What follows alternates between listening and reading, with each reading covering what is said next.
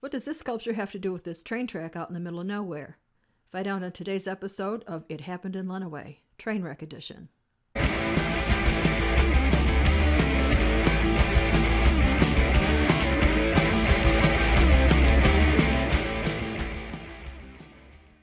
In September 2016, this memorial sculpture at Oakwood Cemetery in Adrian, Michigan, was dedicated to the memory of the people who are buried here.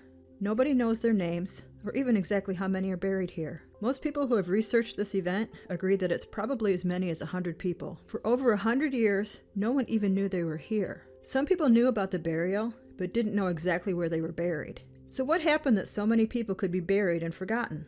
It happened here. This is Horton Road, where it crosses over Bear Creek. It's south of Adrian. It was the night before Thanksgiving in 1901. A passenger train called the Continental Limited was steaming east from Kansas City on its way to Detroit, bringing passengers home for the holidays. Back then, people traveled such long distances by train because the roads weren't as good as they are now. It's more than 600 miles from Detroit to Kansas City by train.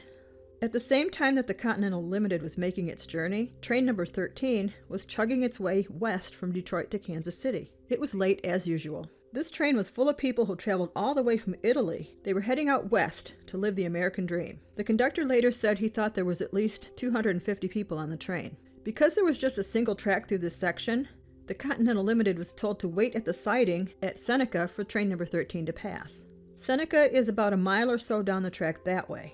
But the engineer on the Continental Limited misunderstood his orders. He thought number 13 was going to go onto the siding at Sand Creek, where he would pass them. Sand Creek is about 3.5 miles that way.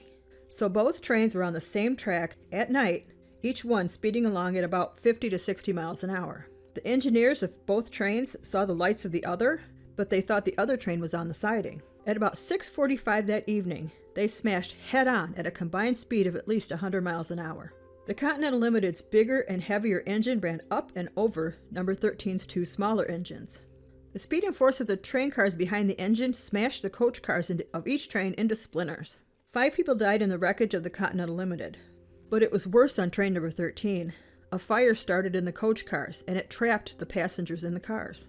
A lot of the people were burned alive. As you can see, there's still not a lot of people living out this way, so getting the fire put out was almost impossible.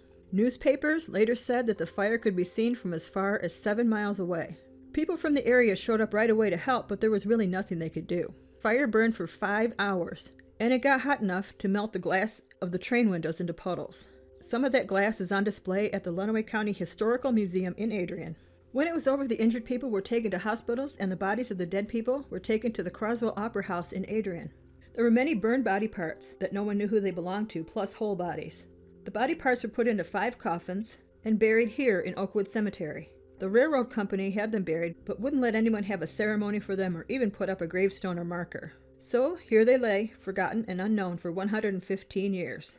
Then in 2016, a local teacher who used to take his students out to the wreck site to teach them about it, decided to search for the graves. With the help of the mayor of Adrian and the staff at the cemetery, the graves were found.